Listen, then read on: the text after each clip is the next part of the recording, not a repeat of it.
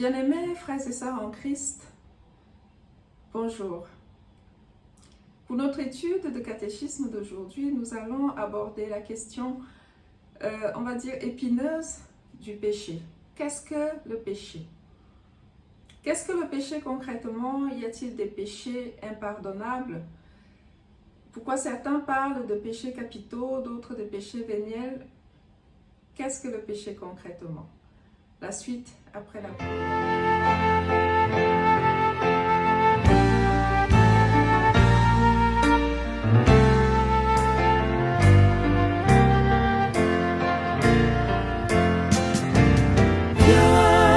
Esprit de Dieu vivant, sois le maître en moi.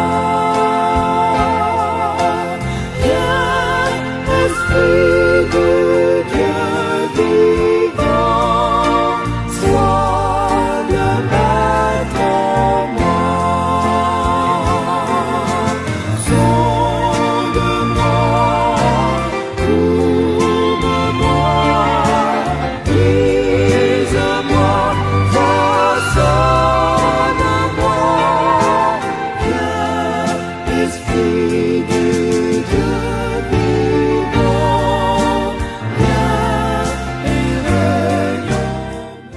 Au nom de Jésus-Christ, Amen. Qu'est-ce que le péché? La réponse de notre catéchisme nous dit le péché, c'est la désobéissance à Dieu. C'est aussi le fait de ne pas faire la volonté de Dieu.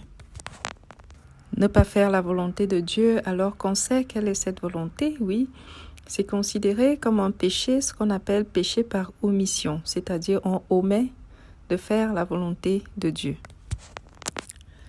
Le péché, le mot péché en lui-même vient du latin peccatum, qui signifie faute ou erreur. Et de ce mot, on a pu tirer des adjectifs comme pécamineux ou alors des adjectifs comme impeccable, c'est-à-dire sans péché, impeccable, c'est-à-dire nickel, donc sans erreur plutôt. Donc péché, peccatum signifie faute, erreur, donc ce qui ne convient pas. Un autre mot qui vient de cette même famille de peccatum, c'est peccadi, c'est-à-dire une faute légère. Donc le péché, c'est premièrement une faute, mais pas n'importe quelle faute. La faute en elle-même devient péché lorsque cette faute est contraire à la volonté de Dieu. Sinon, ça reste juste une faute humaine ou légale. En effet, le mot faute en lui-même, c'est surtout une notion juridique. Donc la faute, c'est un manquement à une loi ou à un ordre établi. Mais il n'est pas dit que toutes les fautes soient forcément des péchés, parce qu'il peut s'agir d'une faute qui n'a rien à voir avec Dieu. On va prendre un petit exemple. Arriver au travail en retard le matin, c'est une faute. Une faute pour l'employé, mais une faute qui peut être justifiée comme elle peut être injustifiée, mais ça reste une faute qui n'est pas forcément un péché aux yeux de Dieu. Donc le péché, c'est une faute ou un manquement qui, on va dire, nous éloigne de la volonté de Dieu, qui va contre la loi ou la volonté de Dieu. Et ce qui va contre la volonté de Dieu peut être une faute en pensée, en parole, par action et même par omission, c'est-à-dire lorsqu'on est bien au courant de cette volonté, mais on ne la met pas en pratique expressément, c'est aussi un péché par omission. 1 Jean, dans le Nouveau Testament, donne une définition très claire du péché. Il dit, dans 1 Jean 3, au verset 4, le péché est la transgression de la loi. Il s'agit bien ici de la loi de Dieu. Ensuite, selon les confessions, il y a des péchés dits mortels et des péchés dits véniels.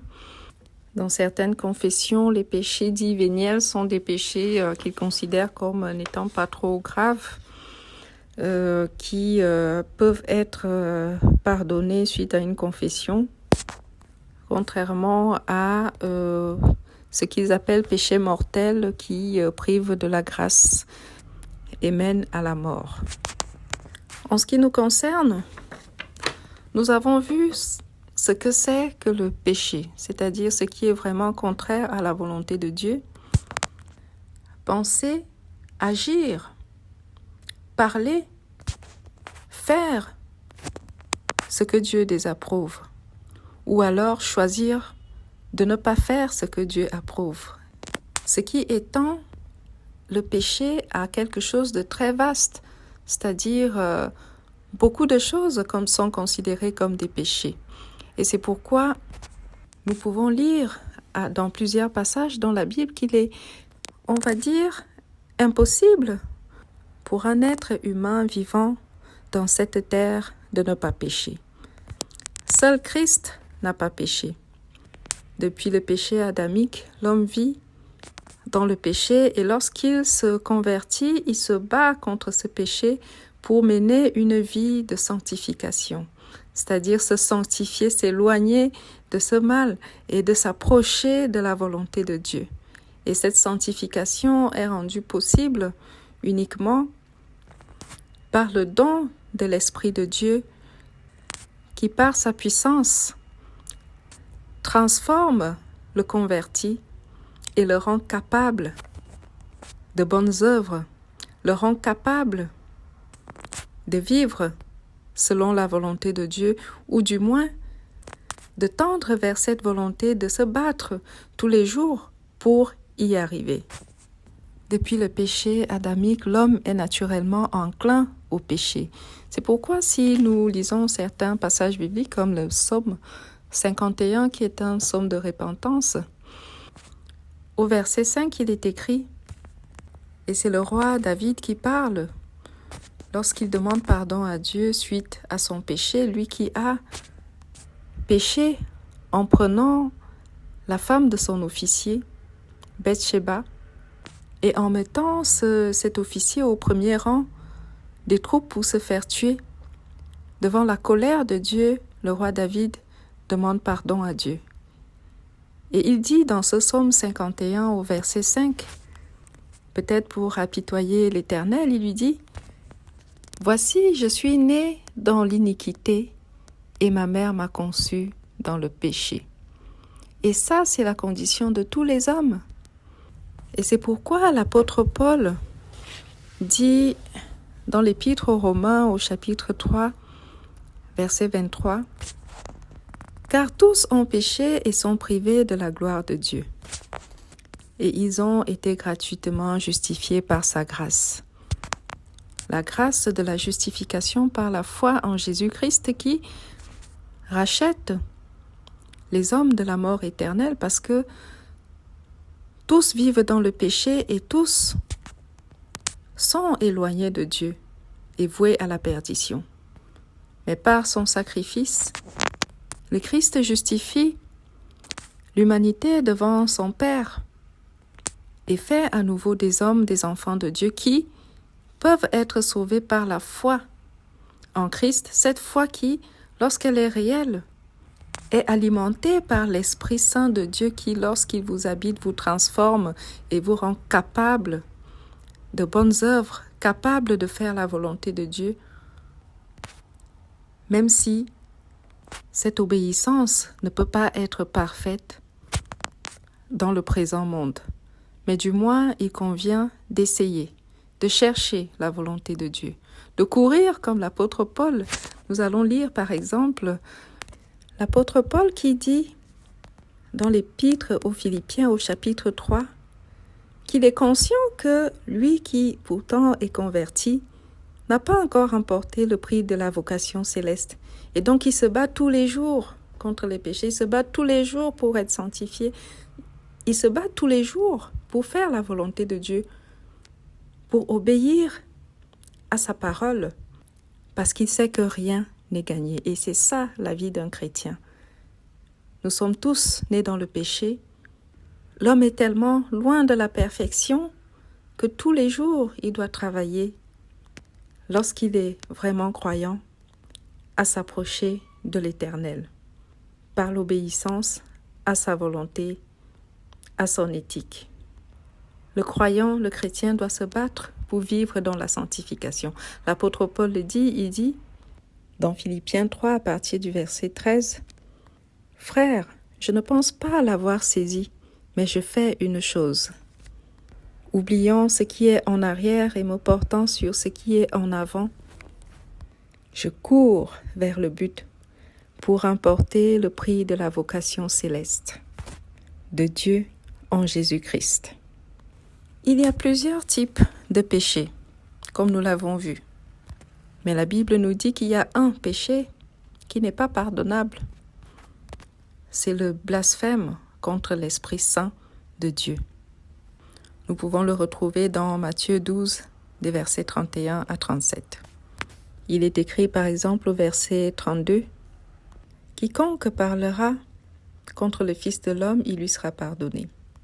Mais quiconque parlera contre le Saint-Esprit, il ne lui sera pardonné ni dans ce siècle, ni dans le siècle à venir. » Pour le reste, on peut donc dire que celui qui confesse sincèrement ses péchés, celui qui est sincère dans la repentance, peut être pardonné.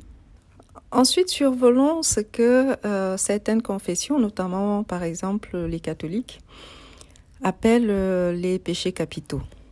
Les péchés capitaux sont dans la religion catholique les 7 péchés ou 7 vices qui entraînent tous les autres. En fait, ils les appellent capitaux parce qu'ils pensent que ces péchés génèrent d'autres péchés. Donc, c'est on va dire des matrices de péchés ou des mères d'autres péchés, des sources d'autres péchés. C'est pourquoi ils les appellent les 7 péchés capitaux. Cette notion a été intégrée vers le XIIIe siècle avec Thomas d'Aquin. Et parmi ces péchés capitaux, il compte l'orgueil, parce que forcément, l'orgueil, c'est un péché qui va entraîner d'autres. Parce qu'on est orgueilleux, on aura des comportements qui mèneront à pécher, à commettre d'autres péchés. Donc l'orgueil, l'avarice, la luxure, l'envie, la gourmandise. Bien sûr, la gourmandise peut vous pousser à aller voler. La colère, qui peut par exemple vous pousser à aller tuer. La paresse. Et en parallèle, il compte par exemple 7 vertus qui sont la foi, l'espérance, la charité, les 3 premières, puis la justice, la prudence, la tempérance et la force d'âme, le courage. Au regard de tout ce que nous avons dit, on peut comprendre que le péché fait partie du quotidien des croyants et qu'il convient de se battre tous les jours pour se rapprocher de Dieu et s'éloigner de ce péché. Et c'est en sollicitant la force de l'Esprit Saint de Dieu que le chrétien peut y arriver. Qu'est-ce que le péché? Le péché, c'est donc la désobéissance à Dieu. C'est aussi le fait de ne pas faire la volonté de Dieu. Voilà pour aujourd'hui. Que Dieu nous garde et que Dieu nous bénisse. Je vous dis à la semaine prochaine pour la question numéro 11. Amen.